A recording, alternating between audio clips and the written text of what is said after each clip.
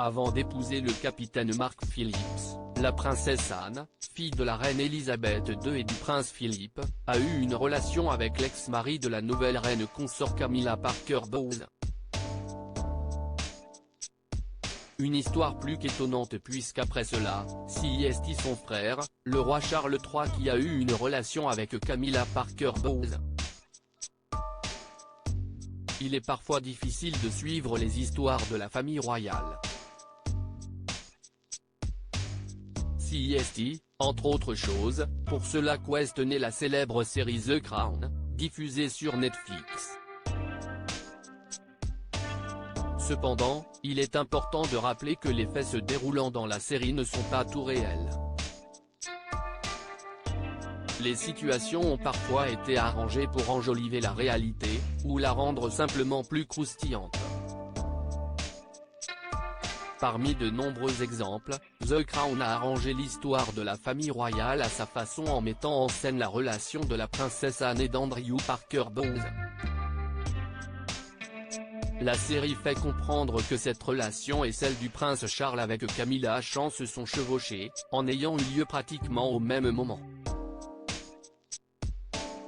Ce qui est, de toute évidence, un mensonge. Les deux relations n'ont pas eu lieu à la même période selon Bedell Smith, auteur du livre Prince Charles, les passions et les paradoxes d'une vie improbable. À l'ombre du trône, les deux relations ne se sont pas chevauchées. En effet, l'écrivain affirme qu'Anne et Andrew ont commencé à se fréquenter en juin 1970, mais leur relation n'a pas duré car comme Andrew était catholique, il était un candidat improbable au mariage avec un membre de la famille royale. À côté de cela, le prince Charles et Camilla ne se sont rencontrés qu'à l'été 1972, longtemps après la fin de la romance d'Andrew et de la princesse Anne. Assure l'écrivain, avant de raconter plus en détail la rencontre en Charles et Camilla, ils ont été présentés par une amie commune, Lucia Santa Cruz, qui m'a raconté qu'il les avait invités à prendre un verre dans son appartement à Londres. Le prince Charles a également dit à Jonathan Dimbleby que Lucia les avait présentés en 1972. Charles est tombé follement amoureux de Camilla, mais pour elle, c'était une aventure car il était le prince de Galles. Pendant ce temps, Andrew est parti en Irlande et à Chypre pendant 6 mois, a-t-il expliqué.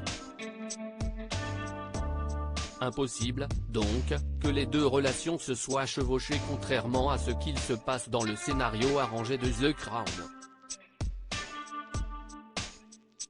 À ce sujet, l'auteur a ainsi tenu à rappeler, The Crown est une représentation fictive de la famille royale et c'est magnifiquement fait, magnifiquement écrit, magnifiquement joué. Mais, à cause de cela, le public a tendance à le prendre au pied de la lettre. Une grande partie est inventée. La princesse Anne et Andrew Parker Bowles sont toujours amis malgré leur relation datant de 1970 qui n'a donc pas duré. La princesse Anne et Andrew Parker Bowles sont restés amis, et des amis proches.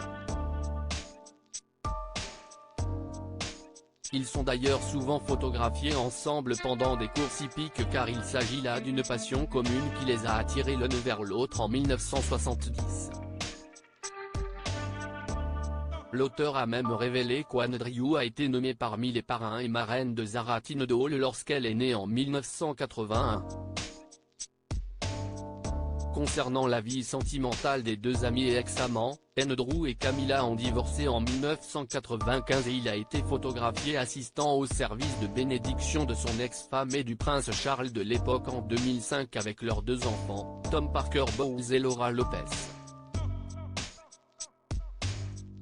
Andrew a épousé Rosemary Dickinson en 1996, mais celle-ci est malheureusement décédée en 2010 des suites d'un cancer. Avis aux fans de The Crown, attention donc à ne pas confondre série et réalité, car certains mystères de la couronne britannique restent encore non élucidés, et ne le seront sûrement jamais. place ainsi à votre imagination, et à celle des scénaristes. À propos de l'auteur Déborah Granger, ce dernier article